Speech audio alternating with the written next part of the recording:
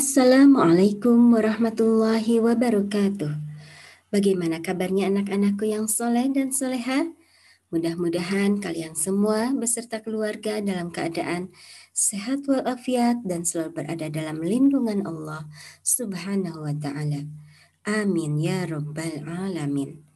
Kali ini jumpa lagi dengan Bu Mary di pembelajaran pendidikan agama Islam dan budi pekerti. Hari ini insya Allah Ibu akan menyampaikan materi tentang bersuci dari hadas kecil. Baiklah, sebelum kita belajar, marilah kita sama-sama berdoa terlebih dahulu. Bismillahirrahmanirrahim. Rabbi zidni ilma warzuqni fahma wa alhiqni bis-shalihin. Artinya, ya Allah, tambahilah ilmuku dan pertinggikanlah kecerdasanku dan jadikanlah kami anak yang soleh. Amin. Ya Rabbal Alamin. Bersuci dari hadas kecil. Pengertian toharoh secara bahasa artinya bersuci atau suci dari kotoran. Sedangkan toharoh menurut istilah artinya membersihkan diri dari hadas dengan wudhu, mandi atau tayamum, serta membersihkan diri dari najis yang melekat pada badan, pakaian, tempat atau perkakas, dan lain sebagainya dengan air atau penggantinya. Adapun hadas menurut bahasa artinya kotoran atau tidak suci. Sedangkan arti hadas menurut istilah adalah keadaan tidak suci bagi seseorang sehingga menjadikan tidak syah dalam melakukan ibadah tertentu. Macam-macam penyebab hadas kecil. Yang pertama, bersentuhan antara laki-laki dan perempuan yang bukan mahram. Yang kedua, menyentuh kemaluan. Yang ketiga, buang air besar atau buang air kecil. Yang keempat, hilang akal. Tata cara bersuci dari hadas kecil. Yang pertama, wudhu. Wudhu dilakukan sebelum melaksanakan sholat. Berwudhu adalah salah satu syarat sahnya sholat. Adapun syarat-syarat wudhu yaitu yang pertama, Islam, beragama Islam. Yang kedua, mumayyiz, artinya dia sudah bisa membedakan antara yang baik dan yang tidak baik. Bisa membedakan antara yang salah dan yang benar. Yang ketiga, tidak sedang berhadas besar. Yang keempat, menggunakan air yang suci dan menyucikan. Dan yang kelima, tidak ada yang menghalangi air wudhu sampai ke anggota wudhu.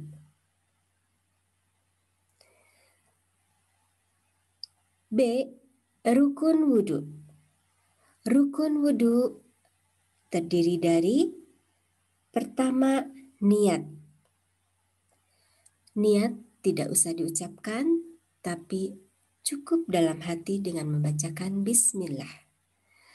Yang kedua, membasuh muka. Yang ketiga, membasuh kedua tangan sampai siku.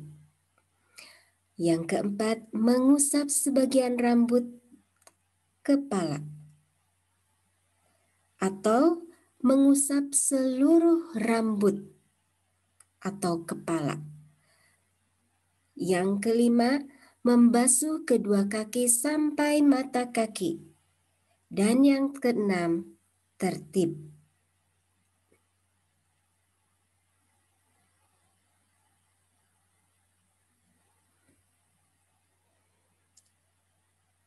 C. Sunnah-sunnah wudhu.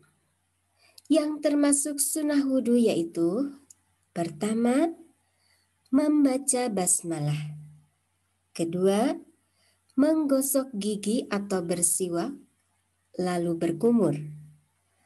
Yang ketiga, membasuh kedua telapak tangan sampai pergelangan tangan. Yang keempat, kumur-kumur. Kelima, menghirup sebagian air ke hidung atau istinsyak dan mengeluarkannya lagi atau disebut juga dengan istinsyaq. Yang keenam, mengusap seluruh bagian kepala. Ketujuh, mengusap kedua telinga bagian luar dan dalam. 8. Membasuh sela-sela jari tangan dan kaki. Kesembilan, mendahulukan anggota bagian kanan, lalu kiri. Nah, anak-anak, di sini ada tata cara wudhu. Perhatikan baik-baik. Yang pertama, berniat di dalam hati dan tidak diucapkan. Lalu mengucapkan bismillah. Setelah membaca bismillah, lalu mencuci kedua telapak tangan sebanyak 3 kali. Dan menyela-nyela di antara jari jemari kedua tangan. Yang kedua, berkumur-kumur dan istinsya atau menghirup air ke dalam hidung dengan telapak tangan kanan, lalu istinsya, menyemburkan kembali air dengan tangan kanan. Yang ketiga, membasuh muka sebanyak 3 kali. Nah, batasan muka adalah dari mulai telinga satu ke telinga lain dan dari batasan tempat tumbuhnya rambut kepala di atas kening hingga dagu. Yang keempat, membasuh tangan kanan sebanyak 3 kali, lalu tangan kiri dimulai dari ujung jari dengan menyela jari jemari, lalu menggosok-gosokkan air ke tangan. Kemudian mencuci siku atau dimulai dari siku hingga ke ujung jemari. Kelima, mengusap kening. Kedua tangan yang masih basah diusapkan dari depan hingga tengkuk, lalu kembali ke depan. Keenam, membasuh telinga yaitu dengan memasukkan jari telunjuk ke telinga dan ibu jari di bagian luar telinga. Yang ketujuh, membasuh kaki kanan 3 kali dari ujung kaki ke mata kaki dan menyela-nyela jari jemari, lalu membasuh kaki kiri seperti kaki kanan. Yang kedelapan, mengucapkan doa setelah wudhu. Doa setelah wudhu. Asyhadu an la ilaha illallah wahdahu la syarikalah wa asyhadu anna Muhammadan abduhu wa rasuluh.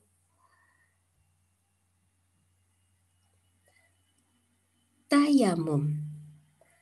Tayamum adalah mengusapkan debu atau tanah yang suci pada muka dan kedua tangan sebagai pengganti wudhu atau mandi dengan beberapa syarat dan rukun tertentu. Apa alasannya kita melaksanakan tayamum? Sebab-sebab tayamum yaitu pertama, jika kita sakit dan tidak boleh kena air. Yang kedua, kita sedang mengadakan bepergian atau mengadakan perjalanan. Yang ketiga, tidak menemukan air atau tidak ada air. Syarat-syarat tayamum. Yang termasuk syarat-syarat tayamum yaitu pertama, sudah masuk waktu sholat. Kedua, telah berusaha mencari air tetapi tidak menemukan. Yang ketiga, sedang berhalangan menggunakan air seperti sakit yang tidak boleh kena air. Yang keempat, menggunakan debu atau tanah yang suci. Selanjutnya, rukun dan sunnah tayamum. A. Yang termasuk rukun tayamum yaitu pertama, niat. Kedua, mengusap muka dengan debu atau tanah yang suci. Ketiga, mengusap kedua tangan sampai siku dengan debu atau tanah yang suci. B. Yang termasuk sunnah tayamum yaitu Pertama, membaca basmalah. Kedua, meniup tanah atau debu dari kedua telapak tangan. Ketiga, membaca doa setelah selesai tayamum.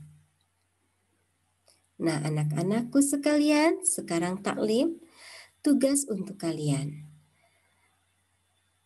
Materi untuk hari ini yang dapat Ibu sampaikan seperti itu.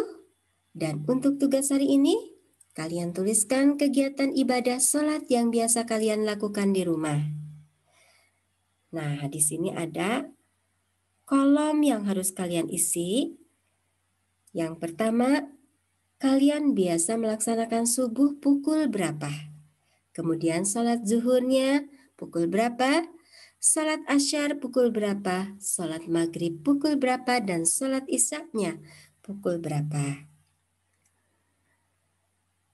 Nah, anak-anakku yang soleh dan soleha, demikianlah materi yang dapat Ibu sampaikan. Ibu berharap kalian dapat mempelajarinya lagi dan menyimaknya sampai kalian faham. Mudah-mudahan dengan memahami materi ini kalian dapat mempraktekkan dan mengamalkan wudhu sesuai dengan ketetapan yang sesuai dengan syariat. Demikianlah pembelajaran kali ini. Semoga bermanfaat. Kita tutup pembelajaran ini dengan membaca hamdalah dan doa akhir majelis. Alhamdulillahi Rabbil Alamin. Subhanaka Allahumma wa bihamdika Ashhadu an la ilaha illa anta astaghfiruka wa atubu ilaih. Wassalamualaikum warahmatullahi wabarakatuh.